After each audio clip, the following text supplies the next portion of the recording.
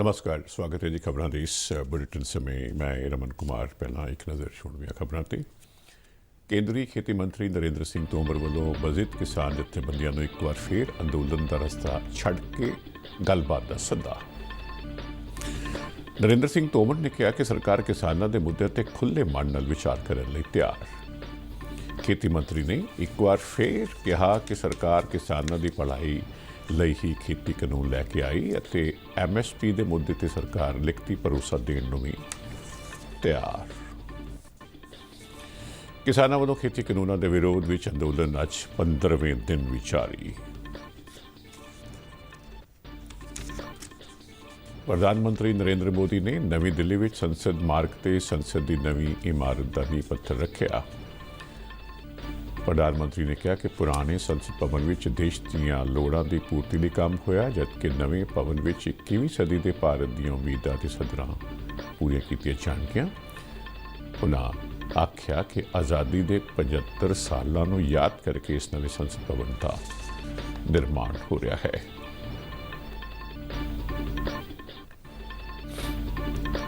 ਜੰਮੂ ਕਸ਼ਮੀਰ ਵਿੱਚ ਜ਼ਿਲ੍ਹਾ ਵਿਕਾਸ ਕੌਂਸਲ ਦੇ 5ਵੇਂ ਗੇੜ ਦਾ ਮਤਦਾਨ ਸ਼ਾਂਤੀਪੂਰਨ ਢੰਗ ਨਾਲ ਮੁਕੰਮਲ। ਦੁਪਹਿਰ 1 ਵਜੇ ਤੱਕ 43.27% ਪੋਲਿੰਗ ਦਰਜ। ਛਤਬੀੜ ਚਿੜੀਆਘਰ ਕੋਰੋਨਾ ਵਾਇਰਸ ਕਾਰਨ 9 ਮਹੀਨੇ ਬੰਦ ਰਹਿਣ ਤੋਂ ਬਾਅਦ ਅੱਜ ਤੋਂ ਫਿਰ ਜਨਤਾ ਲਈ ਖੋਲ੍ਹਿਆ ਗਿਆ। ਛਤਬੀੜ ਚਿੜੀਆਘਰ ਵਿੱਚ ਇੱਕ ਦਿਨ ਵਿੱਚ 2700 ਤੋਂ ਵੱਧ ਲੋਕਾਂ ਦਾ ਦਾਖਲਾ ਨਹੀਂ ਹੋ ਸਕੇਗਾ। ਦਰਸ਼ਕਾਂ ਲਈ ਮਾਸਕ ਲਗਾਉਣਾ ਅਤੇ ਸਮਾਜਿਕ ਦੂਰੀ ਬਣਾ ਕੇ ਰੱਖਣਾ ਲਾਜ਼ਮੀ। ਪੰਜਾਬ ਵਿੱਚ ਆਉਂਦੇ ਕੁਝ ਦਿਨਾਂ ਵਿੱਚ ਮੌਸਮ ਵਿੱਚ ਤਬਦੀਲੀ ਦੇ ਆਸਾਰ। ਮੌਸਮ ਵਿਭਾਗ ਤੇ ਬਲਕਿ ਸੂਬੇ ਦੇ ਵੱਖ-ਵੱਖ ਹਿੱਸਿਆਂ ਵਿੱਚ ਗਰਜ ਚਮਕ ਨਾਲ ਬਾਰਿਸ਼ ਤੇ ਕੁਝ ਥਾਈਂ ਗੜੇਮਾਰੀ ਦੀ ਸੰਭਾਵਨਾ ਜਤਾਈ। ਤੇ ਹੁਣ ਖਬਰਾਂ ਵਿਸਥਾਰ ਨਾਲ। ਕੇਂਦਰੀ ਖੇਤੀ ਮੰਤਰੀ ਨਰਿੰਦਰ ਸਿੰਘ ਤੋਮਰ ਨੇ ਬਜਟ ਕਿਸਾਨ ਜਥੇਬੰਦੀਆਂ ਨੂੰ ਇੱਕ ਵਾਰ ਫਿਰ ਅੰਦੋਲਨ ਦਾ ਰਸਤਾ ਛੱਡ ਕੇ ਗੱਲਬਾਤ ਦਾ ਸੱਦਾ ਦਿੱਤਾ ਹੈ। ਅੱਜ ਨਵੀਂ ਦਿੱਲੀ ਵਿੱਚ ਇੱਕ ਪ੍ਰੈਸ ਕਾਨਫਰੰਸ ਦੌਰਾਨ ਨਰਿੰਦਰ ਸਿੰਘ ਤੋਮਰ ਨੇ ਕਿਹਾ ਕਿ ਸਰਕਾਰ ਕਿਸਾਨਾਂ ਦੇ ਮੁੱਦਿਆਂ ਤੇ ਖੁੱਲ੍ਹੇ ਮਨ ਨਾਲ ਵਿਚਾਰ ਕਰਨ ਲਈ ਤਿਆਰ ਹੈ। ਉਨ੍ਹਾਂ ਆਖਿਆ ਕਿ ਖੇਤੀ ਕਾਨੂੰਨਾਂ ਵਿੱਚ ਵੱਖ-ਵੱਖ ਬਿੰਦੂਆਂ ਤੇ ਸਰਕਾਰ ਦੇ ਭਰੋਸਿਆਂ ਦੇ ਬਾਵਜੂਦ ਕੁਝ ਕਿਸਾਨ ਅਤੇ ਕੁਝ ਜਥੇਬੰਦੀਆਂ ਅੰਦੋਲਨ ਦੀ ਰਾਹ ਤੇ ਚੱਲ ਰਹੀਆਂ ਹਨ। ਉਨ੍ਹਾਂ ਆਖਿਆ ਕਿ ਸਰਕਾਰ ਅਤੇ ਕਿਸਾਨ ਜਥੇਬੰਦੀਆਂ ਵਿਚਾਲੇ 5 ਗੇੜਾਂ ਦੀ ਗੱਲਬਾਤ ਦੌਰਾਨ ਵੱਖ-ਵੱਖ ਬਿੰਦੂਆਂ ਤੇ ਵਿਸਥਾਰ ਨਾਲ ਚਰਚਾ ਹੋਈ ਅਤੇ ਕਈ ਬਿੰਦੂਆਂ ਤੇ ਸਰਕਾਰ ਨੇ ਕੁਝ ਤਬਦੀਲੀਆਂ ਕਰਨ ਦੀ ਗੱਲ ਤੇ ਸਹਿਮਤੀ ਜਤਾਈ। ਲੰਬੇ ਗੇੜਾਂ ਦੀ ਗੱਲਬਾਤ ਤੋਂ ਬਾਅਦ ਭਾਰਤ ਸਰਕਾਰ ਵੱਲੋਂ ਕਿਸਾਨਾਂ ਨੂੰ ਪ੍ਰਸਤਾਵ ਭੇਜਿਆ ਗਿਆ, ਜਿਸ ਨੂੰ ਕਿਸਾਨਾਂ ਨੇ ਰੱਦ ਕਰ ਦਿੱਤਾ ਹੈ। ਤੋਮਰ ਨੇ ਇੱਕ ਵਾਰ ਫਿਰ ਕਿਹਾ ਕਿ ਸਰਕਾਰ ਕਿਸਾਨਾਂ ਦੀ ਭਲਾਈ ਲਈ ਹੀ ਖੇਤੀ ਕਾਨੂੰਨਾਂ ਨੂੰ ਲੈ ਕੇ ਆਈ ਅਤੇ MSP ਦੇ ਮੁੱਦੇ ਤੇ ਸਰਕਾਰ ਲਿਖਤੀ ਭਰੋਸਾ ਦੇਣ ਲਈ ਤਿਆਰ ਹੈ। ਉਨ੍ਹਾਂ ਇੱਕ ਵਾਰ ਫਿਰ ਕਿਹਾ ਕਿ APMC ਪ੍ਰਣਾਲੀ ਪਹਿਲਾਂ ਵਾਂਗ ਹੀ ਜਾਰੀ ਰੱਖਣ ਦਾ ਕਿਸਾਨਾਂ ਨੂੰ ਭਰੋਸਾ ਦਿੱਤਾ ਗਿਆ ਹੈ। ਤੋਮਰ ਨੇ ਕਿਹਾ ਕਿ ਖੇਤੀ ਕਾਨੂੰਨਾਂ ਵਿੱਚ ਪ੍ਰਾਈਵੇਟ ਖਰੀਦਦਾਰਾਂ ਵੱਲੋਂ ਪੈਨ ਕਾਰਡ ਰਾਹੀਂ ਫਸਲ ਦੀ ਖਰੀਦ ਦਾ ਪ੍ਰਬੰਧ ਕੀਤਾ ਗਿਆ ਸੀ, ਜਿਸ ਨੂੰ ਲੈ ਕੇ ਕਿਸਾਨਾਂ ਦੀਆਂ ਚਿੰਤਾਵਾਂ ਦਾ ਹੱਲ ਕਰਦਿਆਂ ਕੰਪਨੀਆਂ ਦੇ ਰਜਿਸਟ੍ਰੇਸ਼ਨ ਤੇ ਵੀ ਸਰਕਾਰ ਰਾਜ਼ੀ ਹੋਈ ਹੈ। ਇਸ ਤੋਂ ਇਲਾਵਾ ਦੋਹੇ ਧਿਰਾਂ ਵਿਚਾਲੇ ਕਿਸੇ ਤਰ੍ਹਾਂ ਦਾ ਝਗੜਾ ਹੋਣ ਦੀ ਸੂਰਤ ਵਿੱਚ ਮੈਜਿਸਟ੍ਰੇਟ ਕੋਲ ਜਾਣ ਦੀ ਥਾਂ ਅਦਾਲਤ ਜਾਣ ਦਾ ਪ੍ਰਬੰਧ ਕਰਨ ਦੀ ਗੱਲ ਵੀ ਮੰਨੀ ਗਈ। ਇਹਨਾਂ ਮੁੱਦਿਆਂ ਤੋਂ ਇਲਾਵਾ ਕਿਸਾਨਾਂ ਵੱਲੋਂ ਚੁੱਕੇ ਗਏ ਕੁਝ ਹੋਰ ਮੁੱਦਿਆਂ ਤੇ ਵੀ ਸਰਕਾਰ ਨੇ ਸੋਧ ਕਰਨ ਬਾਰੇ ਸਹਿਮਤੀ ਜਤਾਈ। ਖੇਤੀਬਾੜੀ ਮੰਤਰੀ ਨੇ ਕੇਂਦਰ ਸਰਕਾਰ ਵੱਲੋਂ ਹੁਣ ਤੱਕ ਕਿਸਾਨਾਂ ਦੀ ਭਲਾਈ ਅਤੇ 2022 ਤੱਕ ਉਹਨਾਂ ਦੀ ਆਮਦਨ ਦੁੱਗਣਾ ਕਰਨ ਲਈ ਲਏ ਗਏ ਅਨੇਕ ਫੈਸਲਿਆਂ ਦਾ ਜ਼ਿਕਰ ਕਰਦੇ ਕਿਹਾ ਕਿ ਮੋਦੀ ਸਰਕਾਰ ਨੇ ਕਿਸਾਨਾਂ ਨੂੰ ਉਹ ਲਾਭ ਦਿੱਤੇ ਜਿਹੜੇ ਪਹਿਲਾਂ UPA ਸਰਕਾਰ ਵੱਲੋਂ ਨਹੀਂ ਦਿੱਤੇ ਗਏ। ਉਹਨਾਂ ਕਿਹਾ ਕਿ ਸਰਕਾਰ ਨੇ ਕਿਸਾਨਾਂ ਨੂੰ ਜਿਣਸ ਦੀ ਲਾਗਤ ਤੇ 50% ਮੁਨਾਫਾ ਦੇਣਾ ਲਾਗੂ ਕੀਤਾ। ਇਸ ਤੋਂ ਇਲਾਵਾ ਕਿਸਾਨਾਂ ਨੂੰ पेंशन स्कीम का लाभ भी दिता गया है। सरकार का पक्ष है कि कानून के वे प्रावधान जिन पर किसान को आपत्ति है, उन प्रावधान पर सरकार खुले मन से विचार करने को तैयार है। सरकार का कोई ईगो नहीं है और सरकार को कोई उन पर विचार करने में दिक्कत नहीं है और हम यूनियन के साथ बैठकर उसको समाधान कर सकते हैं। फिर दूसरा, कुछ लोगों का बातचीत में बात आती थी कि ये कानून वैध नहीं है, क्योंकि कुछ लोगों ने ऐसा बता रखा था कि कृषि राज्य का विषय है और केंद्र सरकार उस पर कानून नहीं बना सकती। तो हम लोगों ने उनको बैठक में भी संतुष्ट करने की कोशिश की और हमने कहा कि केंद्र सरकार को ट्रेड के लिए कानून बनाने का अधिकार है और ਕਿਸਾਨਾਂ ਵੱਲੋਂ ਕੇਂਦਰੀ ਖੇਤੀ ਕਾਨੂੰਨਾਂ ਦੇ ਵਿਰੋਧ ਵਿੱਚ ਅੰਦੋਲਨ ਅੱਜ 15ਵੇਂ ਦਿਨ ਵੀ ਜਾਰੀ ਹੈ। ਬੀਤੇ ਦਿਨ ਸਰਕਾਰ ਨੇ ਕਿਸਾਨਾਂ ਵੱਲੋਂ ਚੁੱਕੇ ਗਏ ਵੱਖ-ਵੱਖ ਮੁੱਦਿਆਂ ਦਾ ਹੱਲ ਲੱਭਣ ਲਈ ਕਿਸਾਨ ਜਥੇਬੰਦੀਆਂ ਨੂੰ ਕੁਝ ਪ੍ਰਸਤਾਵ ਭੇਜੇ ਸਨ, ਜਿਨ੍ਹਾਂ ਨੂੰ ਰੱਦ ਕਰ ਦਿੱਤਾ ਗਿਆ ਹੈ।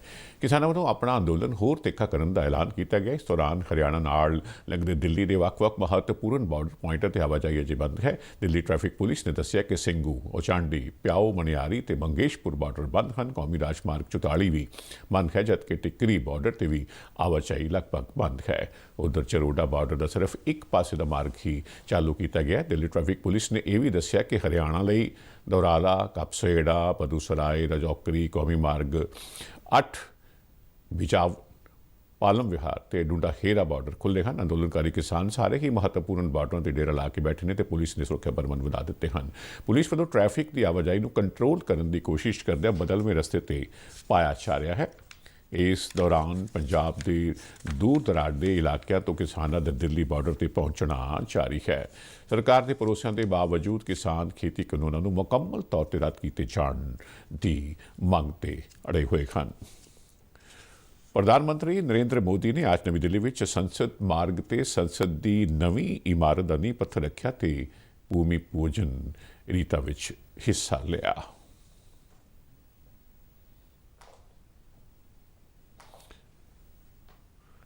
ਸਮਾਗਮ ਦੌਰਾਨ ਆਪਣੇ ਸੰਬੋਧਨ ਵਿੱਚ ਪ੍ਰਧਾਨ ਮੰਤਰੀ ਨੇ ਕਿਹਾ ਕਿ ਪੁਰਾਣੇ ਸੰਸਦ ਭਵਨ ਵਿੱਚ ਦੇਸ਼ ਦੀਆਂ ਲੋੜਾਂ ਦੀ ਪੂਰਤੀ ਲਈ ਕੰਮ ਹੋਇਆ, ਜਦਕਿ ਨਵੇਂ ਭਵਨ ਵਿੱਚ 21ਵੀਂ ਸਦੀ ਦੇ ਭਾਰਤ ਦੀਆਂ ਉਮੀਦਾਂ ਤੇ ਸੱਧਰਾਂ ਪੂਰੀਆਂ ਕੀਤੀਆਂ ਜਾਣਗੀਆਂ। ਉਨ੍ਹਾਂ ਕਿਹਾ ਕਿ ਪੁਰਾਣੇ ਸੰਸਦ ਭਵਨ ਨੇ ਸੁਤੰਤਰਤਾ ਤੋਂ ਬਾਅਦ ਦੇਸ਼ ਨੂੰ ਦਿਸ਼ਾ ਦਿੱਤੀ ਤੇ ਨਵਾਂ ਭਵਨ ਆਤਮ ਨਿਰਭਰ ਭਾਰਤ ਦੇ ਨਿਰਮਾਣ ਦਾ ਗਵਾਹ ਬਣੇਗਾ। ਪ੍ਰਧਾਨ ਮੰਤਰੀ ਨੇ ਕਿਹਾ ਕਿ ਜਿਸ ਤਰ੍ਹਾਂ ਇੰਡੀਆ ਗੇਟ ਤੇ ਅੱਗੇ ਨੈਸ਼ਨਲ ਵਾਰ ਮੈਮੋਰੀਅਲ ਨੇ ਪਛਾਣ ਬਣਾਈ ਹੈ, ਉਸੇ ਤਰ੍ਹਾਂ ਸੰਸਦ ਦੀ ਨਵੀਂ ਇਮਾਰਤ ਆਪਣੀ ਪਛਾਣ ਸਥਾਪਿਤ ਕਰੇਗੀ। ਉਨ੍ਹਾਂ ਕਿਹਾ ਕਿ ਆਉਣ ਵਾਲੀਆਂ ਪੀੜ੍ਹੀਆਂ ਨੇ ਨਵੇਂ ਸੰਸਦ ਭਵਨ ਨੂੰ ਦੇਖ ਕੇ ਮਾਣ ਮਹਿਸੂਸ ਕਰਨਗੀਆਂ ਕਿ ਸੁਤੰਤਰ ਭਾਰਤ ਵਿੱਚ ਬਣਿਆ ਹੈ। ਉਨ੍ਹਾਂ ਆਖਿਆ ਕਿ ਆਜ਼ਾਦੀ ਦੇ 75 ਸਾਲਾਂ ਨੂੰ ਯਾਦ ਕਰਕੇ ਇਸ ਨਵੇਂ ਸੰਸਦ ਭਵਨ ਦਾ ਨਿਰਮਾਣ ਹੋ ਰਿਹਾ ਹੈ। पुराने संसद भवन ने स्वतंत्रता के बाद के भारत को दिशा दी, तो नया भवन आत्मनिर्भर भारत के निर्माण का गवाह बनेगा। पुराने संसद भवन में देश की आवश्यकताओं की पूर्ति के लिए काम हुआ, तो नए भवन में 21वीं सदी के भारत की आकांक्षाएं पूरी की जाएगी। ਨਰਿੰਦਰ ਮੋਦੀ ਨੇ ਕਿਹਾ ਕਿ ਆਜ਼ਾਦੀ ਦੇ ਵਕਤ ਇੱਕ ਲੋਕਤੰਤਰੀ ਰਾਸ਼ਟਰ ਦੇ ਰੂਪ ਵਿੱਚ ਭਾਰਤ ਦੀ ਹੋਂਦ ਤੇ ਸ਼ੱਕ ਜਤਾਇਆ ਜਾ ਰਿਹਾ ਸੀ। ਅਨਪੜ੍ਹਤਾ, ਗਰੀਬੀ, ਸਮਾਜਿਕ ਵਿਭਿੰਨਤਾ ਸਮੇਤ ਕਈ ਤਰਕਾਂ ਨਾਲ ਇਹ ਭਵਿੱਖਬਾਣੀ ਕੀਤੀ ਗਈ ਕਿ ਭਾਰਤ ਵਿੱਚ ਲੋਕਤੰਤਰ ਅਸਫਲ ਹੋ ਜਾਵੇਗਾ। ਪ੍ਰਧਾਨ ਮੰਤਰੀ ਨੇ ਕਿਹਾ ਕਿ ਸਾਨੂੰ ਸਾਰਿਆਂ ਨੂੰ ਆਪਣੇ ਹਿੱਤਾਂ ਦੀ ਬਜਾਏ ਦੇਸ਼ ਨੂੰ ਸਭ ਤੋਂ ਉੱਪਰ ਰੱਖਣਾ ਚਾਹੀਦਾ ਹੈ।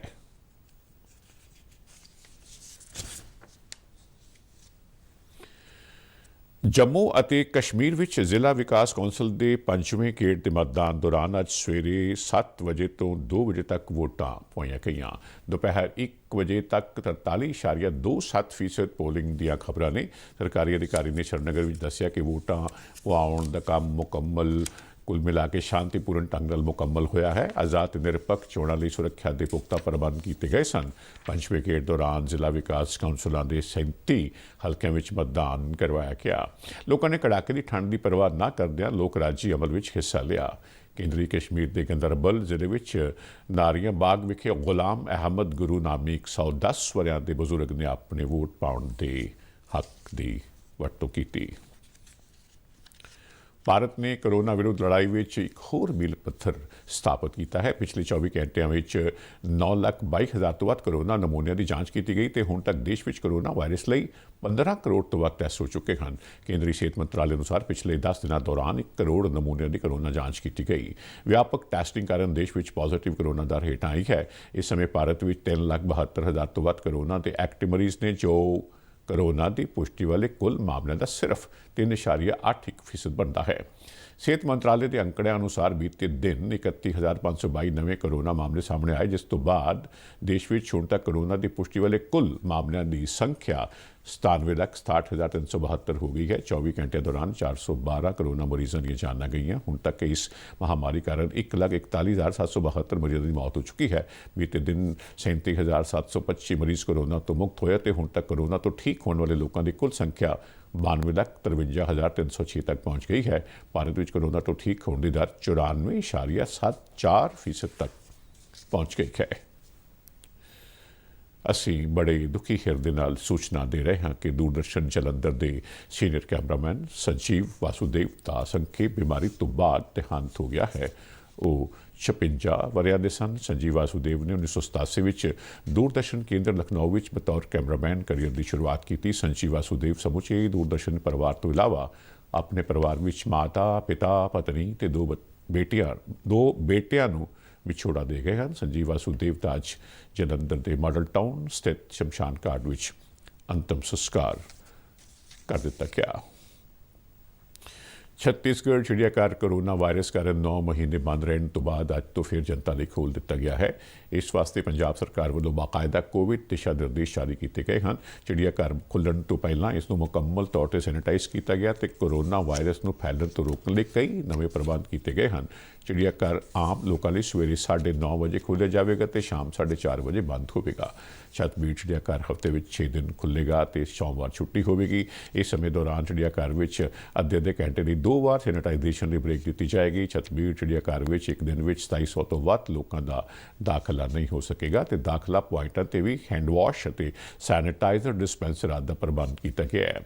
दर्शकों लिए मास्क लगाना तो समाजिक दूरी बना के रखना लाजमी है। चिड़ियाघर अंदर दाखिल होने समय दर्शकों को मैडिकेटेड फुटमैट तो गुजरना होगा। चिड़ियाघर दीयां दाखिला टिकटां पार्किंग ते बैटरी नाल चलण वाली गड्डियां की बुकिंग ऑनलाइन की जा रही है। लोग चिड़ियाघर की वैबसाइट छतबीर.zoo.gov.in ते जाके बुकिंग करवा सकते हैं। ऑनलाइन बुकिंग तो इलावा QR कोड सिस्टम ते POS मशीनों राही चिड़ियाघर के काउंटर पर भी बुकिंग हो सकती है। सारी बुकिंग कैश रहत की जाएगियां। छतबीर चिड़ियाघर के डायरैक्टर M सुधाकरन ने चिड़ियाघर के नवे प्रबंधों बारे प्रसार भारती को जानकारी दी। Last year it was around 8.8 lakhs per year. So इस अभी कोरोना के बाद आज ही शुरू कर रहे हैं। सो कोशिश यही है बाकी इंडोर फैसिलिटीज से ज़ू को ज़्यादा अट्रैक्ट हो जाए लोग, और यहाँ एक जो माहौल है और वातावरण जो शुद्ध है और पोल्यूशन फ्री एनवायरनमेंट है वो देख के, और यहाँ का जो इंतज़ाम और पोल्यूशन फ्री और इन्फेक्शन फ्री जो एनवायरनमेंट को देख के और भी लोग आ जाए। और लेकिन फर्स्ट डे ही काफ़ी अच्छा रिस्पॉन्स है। तो कोशिश यही है इस साल मार्च तक हमारे पूरा जो लास्ट ईयर के जैसे ही टारगेट हो जाए। कहाँ इस दौरान 9 महीने के लंबे वक्फे तो बाद चिड़ियाघर दे एक बार फिर खुलने से दर्शक काफ़ी खुश नज़र आए। एक बजुर्ग महिला का कहना सी कि मनुख जानवरों तो बगैर मुकम्मल नहीं है तो सानू जानवरों की रखिया तो उन्होंने इज्जत करनी चाहिए है। पंजाब में आउंदे 2 दिनों में मौसम में तब्दीली के आसार हैं। उत्तरी भारत के पहाड़ी इलाके में पै रही बारिश और बर्फबारी कारण पंजाब के कई हिस्सों में आउंदे 24 घंटे में कई थाई मीह पैन गरज चमकना छिट्टे पैन ते कुछ थाई गड़ेमारी की संभावना भी जताई जा रही है। पंजाब खेतीबाड़ी यूनिवर्सिटी के मौसम विभाग की मुखी डॉक्टर प्रभजोत कौर ने दस्सिया कि 24 घंटे में बारिश पैण के नाल सूबे के ਵੱਖ-ਵੱਖ हिस्सों में तापमान हेठां आवेगा तो धुंध पैण की भी संभावना है। ਜਿਹੜੀ ਸਾਨੂੰ IMD ਤੋਂ ਫੋਰਕਾਸਟ ਆਈ ਹੈ ਉਹਦੇ ਅਕੋਰਡਿੰਗਲੀ ਇੱਕ ਫਰੈਸ਼ ਵੈਸਟਰਨ ਡਿਸਟਰਬੈਂਸ ਜਿਹੜਾ ਕਿ ਇੱਕ ਲੋ ਪ੍ਰੈਸ਼ਰ ਏਰੀਆ ਹੁੰਦਾ ਹੈ ਪਾਕਿਸਤਾਨ ਅਫਗਾਨਿਸਤਾਨ ਏਰੀਆ ਤੋਂ ਉਹ ਮੂਵ ਕਰ ਰਿਹਾ ਹੈਗਾ ਨਾਰਥ ਇੰਡੀਆ ਵੱਲ ਤੇ ਇਹਦੇ ਨਾਲ ਜਿਹੜੀ ਜ਼ਿਆਦਾ ਬਾਰਿਸ਼ ਜਾਂ ਬਰਫ਼ਬਾਰੀ ਦੀ ਫੋਰਕਾਸਟ ਹੈ ਉਹ ਤਾਂ ਜੰਮੂ ਕਸ਼ਮੀਰ ਦੇ ਪਹਾੜੀ ਇਲਾਕਿਆਂ 'ਚ ਹੀ ਹੈ ਬਟ ਅੱਜ ਤੋਂ 24 ਘੰਟੇ ਬਾਅਦ ਥੋੜੀ ਬੱਦਲਵਾਈ ਤੇ ਜਿਹੜੇ ਪੰਜਾਬ ਦੇ ਨਰਦਰਨ ਡਿਸਟ੍ਰਿਕਟਸ ਨੇ ਜਿਨ੍ਹਾਂ ਨੂੰ ਆਪਾਂ ਨੀਮ ਪਹਾੜੀ ਇਲਾਕੇ ਕਹਿੰਦੇ ਹਾਂ ਉਹਦੇ 'ਚ ਪਠਾਨਕੋਟ ਗੁਰਦਾਸਪੁਰ ਅੰਮ੍ਰਿਤਸਰ ਤੇ ਜਲੰਧਰ ਵਗੈਰਾ ਦੇ ਏਰੀਆਜ਼ ਆ ਜਾਂਦੇ ਆ ਰੋਪੜ ਦੇ ਉੱਥੇ ਕਿਤੇ ਕਿਤੇ ਹਲਕੀ ਬਾਰਿਸ਼ ਦੀ ਫੋਰਕਾਸਟ ਹੈ। ਬਾਕੀ ਪੰਜਾਬ ਪ੍ਰਦੇਸ਼ ਦੇ ਵਿੱਚ ਕਿਉਂਕਿ ਇਸ ਵੇਲੇ ਜਿਹੜਾ ਸਿਸਟਮ ਆ ਰਿਹਾ ਇਹ ਥੋੜਾ ਅਰੇਬੀਅਨ ਸੀ ਤੋਂ ਵੀ